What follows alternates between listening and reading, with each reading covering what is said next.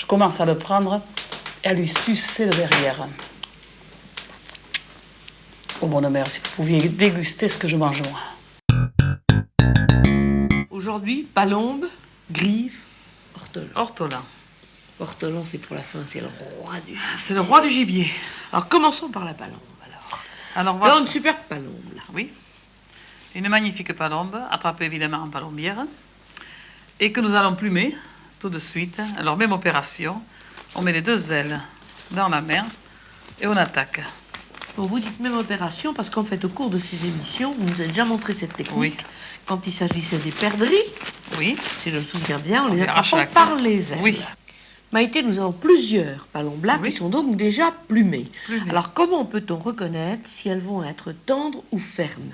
Alors, on prend une palombe qui est plumée, qui est vidée. Faites-le Et alors- lentement, et bien alors là- lentement, que nous voyons bien. Voilà, on prend cette palombe qui est plumée et vidée. On touche cet os qui se trouve là. Celle-là est très vieille. Vous voyez, l'os il est cassé, mais parce que je l'ai cassé, mais l'os est très dur. Alors Ah. ça, c'est une vieille. Essayez. Bien. Celle-là aussi, elle est mûre, celle-là aussi. Elle a fait le circuit plusieurs fois, celle-là, aller-retour. Hein. Ouh, ça c'est tout à fait dur là. Hein. Et celle-là, par contre, voilà. Ça, c'est une jeune. Mais c'est une affaire de cuisson aussi, parce que cette palombe qui est vieille et celle-là qui est jeune, celle-là sera aussi bonne rôtie que celle-là. Mais il ne faut pas les faire cuire pareil.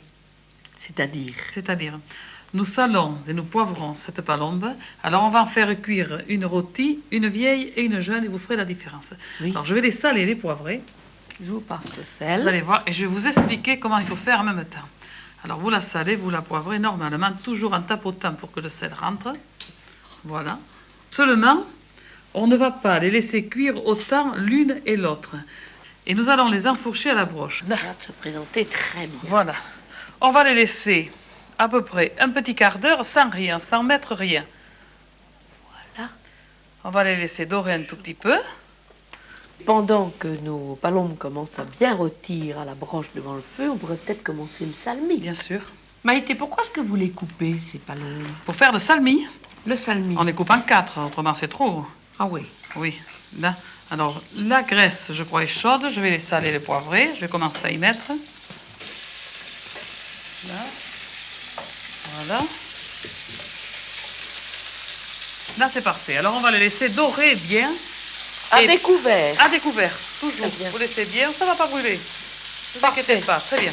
Pour Maïté, nous avons 2 palombes qui tournent très bien devant le feu Oui. de charbon. À la broche, nous en avons 2 qui mijotent très bien bien. dans leur cocotte. Alors maintenant, qu'est-ce que vous allez faire? On va faire le hachis pour finir le salmi. Alors, jambon, ventrèche, ail, oignon. Et ça, dès que ça doré, on va le mettre dans le salmi. Voilà. Alors, comme base de hachis, c'est suffisant. Oui. C'est Alors qu'est-ce qu'on suffisant. va faire avec? Ah. Alors, je vais voir si mes palombes sont assez dorées. Pour moi, elles ne sont pas assez. Parce que, vous voyez, elles sont encore saignantes. Oui. Voyez-vous, et ça, il ne faut pas quand même. Il faut qu'elles soient un peu prises, un peu dorées partout. Ça va aller très vite, on va la mettre un peu dessous. Là. Elles sentent bien bon. Alors, de toute manière, on avait mis, il faut le rappeler, on les avait mis à mijoter dans de la graisse de canard. Dans la Parce graisse qu'en de bonne canard. landaise, vous avez toujours votre pot de graisse de canard et vous Toujours. ne vous servez, si vous pouvez, Toujours. que de la graisse de canard. Oui. Là. Alors maintenant, je vais sortir ces morceaux. Oui. Vous allez voir. Je vais vous donner un plat. Merci. Je vais sortir ces morceaux, les remettre sur le plat. Au fond, ils ont été une dizaine de minutes. je Une pense, dizaine à de minutes, peine pas dans plus, leur pas plus. casserole. Pas plus. Là. On va bien sortir, même le gésier. Ça sent bien bon déjà. Et alors là, on va mettre notre hachis. Notre hachis qui se trouve là. Voilà. Dans ce fond de casserole. Dans ce fond de casserole. Voilà, et on va faire bien dorer le tout Oui. dans le fond du jus. Pendant ce temps, Oui. pendant que l'hachis cuit, on va brûler du vin. Il ne faut pas regretter une bouteille de vin quand on veut faire un bon salmi, un bon civet. Il ne faut pas dire bouffe pour un lapin, pour un lièvre, pour des palombes, on va mettre du vin comme ça. C'est pas vrai. Meilleur est le vin, meilleur est le salmi, exactement. meilleur est le vin, meilleur le civet. Oui, C'est meilleur le pareil. civet. Là. Voilà, et on va mettre dans le civet. Dans le hachis. Toujours dans le hachis. On y met tout. Normalement, c'est la mesure. Oui. Voilà. Il y a pas mal, hein. Il y a entre un quart et un demi-litre. Hein. C'est assez abondant, quoi. Là. Et alors là-dedans, je vais mettre une branche de thym, une branche de laurier. Et on va laisser mijoter 5 minutes. Oui. 5 minutes tout seul, voyez-vous, avec le hachis. Oui. Après, ça va réduire ceci. Et nous allons remettre les palombes dans cette sauce. Dans le cette... hachis, le vin brûlé, le laurier et le thym. Oui. Alors, reprenons nos palombes que nous allons mettre. Et on va laisser mijoter le tout. À découvert? Non. À couvert. À couvert. Maïté, pendant que notre salmi de palombe frissonne, Oui. nous supposons qu'il cuit déjà depuis au moins 1 heure, à découvert pour les besoins de l'image, parce qu'en fait, il devrait être couvert, et qu'il poursuit avec des parfums absolument exquis cette cuisson. Nous pourrions peut-être retourner près du feu, voir ce qui se passe avec nos autres palombes qui tournent à la broche. Qui tournent à la broche et qui dort très très très bien. Et ça va être le moment de se servir de cet instrument bizarre. Alors maintenant, l'opération, on va finir de les faire cuire, vous allez voir, avec ceci, qui est juste à point. Je vais y souffler dessus pour faire sortir la cendre. C'est ce que vous avez appelé un cocuron. Et alors là, je vais y mettre du gras de jambon. Oui. Je vais mettre ceci là. Voilà. Là. Et je vais arroser. Là. Voilà. Et pour les besoins, eh bien, pourquoi pas, je ne vais pas m'asseoir. Là. Voilà. Voyez-vous? Là. Et ça aide à cuire. Et ça donne un goût absolument incomparable à n'importe quoi. C'est les arroser autrement, voyez-vous? Là. Alors on remet là, pareil. Et on arrose bien, là. Et le jus tombe dessous. Voyez, regardez la peau comme elle croustille. Regardez, là, bien. Nous remettons l'instrument au chaud. Et nous allons peut-être pouvoir attaquer les grives. Les grives, oui. Oui. Alors voilà, nous avons 4 grives. Oui. Pareil, il faut les plumer, n'est-ce pas? Alors je vais les plumer, je vais les préparer. Là. Ces grives qui sont déjà plumées, Maïté, qu'est-ce que vous allez leur faire maintenant? Je vais les saler et les poivrer. Eh bien voilà le sel. Oui, j'ai le poivre. Là. Une après l'autre. Il allait tomber dessus, mais il n'aura pas de reste. Et toujours vous tapotez bien pour faire adhérer les poivres. Ça rentre. Même, voyez-vous, regardez qu'est-ce que je ferai. Comme si on les farinait. Je les roulerai presque dans le sel, le poivre. Là, voyez-vous? Oh oui. Bon, alors là, j'en avais déjà fait une. Alors là, opération délicate. Je prends ma grive. Et puis, comme on est très gourmand, je prends le foie gras.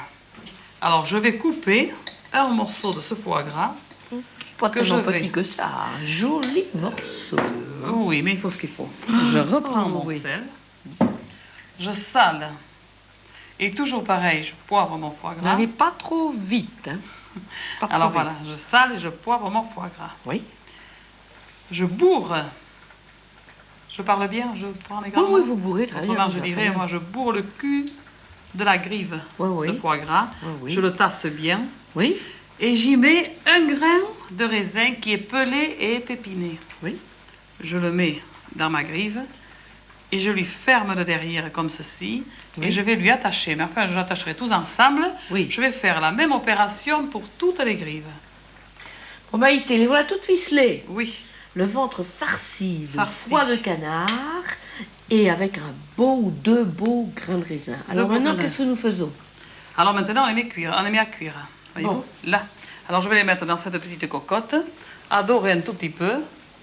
Ah, elle est pas assez chaude. Ça fait chaud. Ça va aller, ça fait rien. Là, on va bien les placer. De champ, on va les mettre pour les faire bien dorer. Voilà. Là, on va attendre que ça dore bien. Le feu est un peu juste. Un peu juste, mais ça va aller. Ça va. Il ne faut pas que ça dore beaucoup, il ne faut pas que ça soit trop cuit. Là. Alors je vais les sortir et je mets mon vin blanc. Je vais attendre que ça chauffe bien. Un bon verre de vin blanc? Non, je ne vais pas mettre tout. Et vous mettez du vin blanc sec? Le reste, on va le... Un moelleux. Un moelleux? Oui. Éventuellement un sauterne. Un sauterne. Là, on va laisser bien. Il faut laisser réduire ce vin avant de mettre les grains de raisin. On va les laisser réduire bien. Bien déglacer. Oui, bien déglacer la casserole, la cocotte. Voilà. Et laisser réduire. Maïté, je crois que la sauce est réduite, elle est bien. Alors maintenant, on va y mettre des grains de raisin. Voilà. Parce qu'il ne faut pas qu'ils soient défaits non plus. Alors ils sont pelés évidemment, épépinés. Donc comme on est généreux, on va en mettre là. Nous allons finir de poser nos grives dessus. Voilà, ça va bien. Le foie gras va bien finir de donner le goût à la sauce. Le foie gras que vous avez mis à l'intérieur du ventre de ces grives. Et le vin va bien arranger. Alors normalement, il faudrait couvrir. Et laisser mijoter 10 minutes, pas plus. Oui. 10 minutes et ce sera cuit. Maïté, l'émission n'est pas terminée. Mais une fois n'est pas coutume. On le dit. Et nous présentons les plats que vous avez déjà terminés. Qu'on a déjà terminé. Alors là, nous avons les grives. Des grives au raisin. Et au vin de Sauterne. Là, nous avons les palombes. Cuites à la broche et arrosées avec le coqueron, brûlé au coqueron. Oui. Et là, nous avons le salmi de palombe qui a très bien cuit. Et puis maintenant, il nous reste encore un gibier à plumes. Mais celui-là, c'est intemporel. Nous remontons dans les siècles. Je ne sais pas si nous sommes au temps de Henri IV, au temps de D'Artagnan, au siècle d'Alexandre Dumas. En fait, je crois que c'est un mythe. On peut rêver. Une religion, peut-être.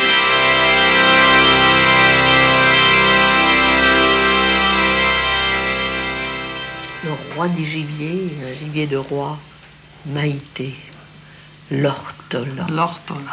Alors dites-moi tout sur l'ortolan. L'ortolan, c'est un petit oiseau merveilleux, qui n'est comparable en rien, qui a un goût supérieur à tout, et que tout le monde ne peut pas se permettre de manger. Parce que c'est qu'à la fois un oiseau très rare. On attrape ça au mois d'août avec des petites matoles, des petites trappes. Et puis cet oiseau, après, est mis dans une cage où on lui donne du millet. Et le jour, c'est normal, dans une cage recouverte. Et la nuit, on lui allume la lumière pour qu'il mange sans arrêt toute la nuit et jour. Ça dure peut-être 10-15 jours, ça dépend si l'oiseau a bon appétit, s'il mange bien, ça dépend. On le tue comment, d'ailleurs? Alors là, on lui ouvre le bec, certains lui ouvrent le bec et lui font avaler de l'armagnac. Voilà. Et alors là, il s'endort. Et il est mort. C'est une mort assez douce. C'est une mort assez douce, il ne s'en sent pas. De toute façon, il y a pas mal d'hommes qui voudraient mourir comme ça. On lui referme le bec, et autrement, on le prend comme ça, on le serre, toc, il s'éteint comme il ne souffre pas, il ne sent absolument rien. Alors comment allez-vous faire cuire ce tout petit animal? Alors là, on le reprend, voilà, on va le saler, c'est simple, très très très très simple. On prend un ortolan, délicatement, dans la main en faisant attention, c'est tellement précieux. On met évidemment du sel, toujours pareil. En tapotant un petit peu parce qu'il faut qu'il prenne bien le goût. Vous ne l'avez naturellement pas vidé, c'est si petit. Ah non, au malheur. Quel péché. Dites ça à personne. Il ne faut pas le vider, il faut le laisser tel que. Il n'a rien dans le ventre, que de la graisse. Alors là, on le sale bien. Là, voilà. Et on met du poivre, salé, poivré. Et c'est tout. On le repose dans le petit ramequin. Et on met ce petit ramequin au four pendant 7 minutes. Pas plus, pas moins. Parce qu'il ne se veut pas ni cru pour cuire à l'intérieur, ni trop cuit. C'est un péché, c'est un sacrilège aussi. Maïté, la dégustation de l'ortolan. Une religion, on dit, et cette serviette, on parle de l'ortolan à la serviette. Pourquoi? La serviette va jouer un grand rôle dans la dégustation de l'ortolan. Et encore, il y en a qui sont bien plus forts que moi pour les déguster, ça j'en suis sûre. Parce que moi, j'en mange pas assez souvent quand même. Mais la serviette sert à cacher lorsqu'on a l'ortolan dans la bouche, parce qu'on a la bouche pleine de graisse, cet ortolan est très gras. Alors on a toute la graisse qui dégouline dans la bouche, et puis derrière la serviette, on peut se concentrer davantage, on peut se régaler, apprécier, déguster, vraiment voir ce qu'on a dans la bouche. C'est une chose qu'on ne peut pas avoir souvent, et on veut en profiter au maximum. Voilà. Alors là, je vais commencer à manger mon ortolan. Alors je le prends, et cet ortolan, il est brûlant, n'est-ce pas? Alors je le mets, voyez-vous, contre la joue. Là, il est chaud. Je ne le souffle pas, parce qu'il ne faut pas le souffler, il faut l'attendre. Et on est là. Ah, ça y est. Alors, vous voyez, je commence déjà à avoir de la graisse plein la figure. C'est ça qui n'est pas joli. Alors, on est là. Là. Après, je mets mon doigt. C'est chaud. Il me tarde de le déguster. C'est chaud. Et là, chose qu'on ne devrait pas faire et qui n'est pas très jolie, je commence à le prendre et à lui sucer le derrière. Oh bonne mère, si vous pouviez déguster ce que je mange moi. Ah là, c'est bon.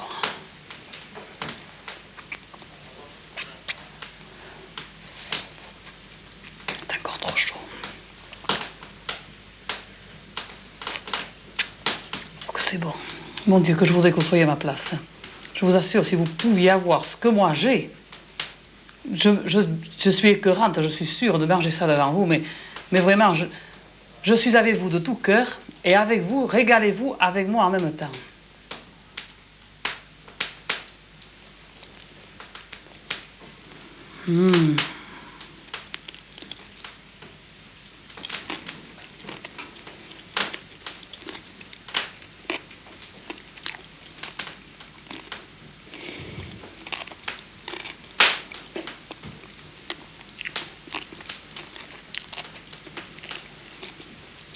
Oh que c'est bon.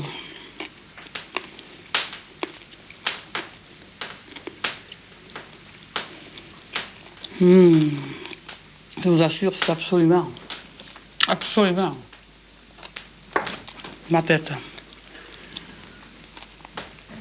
C'est pas comparable à rien, mais je vous assure.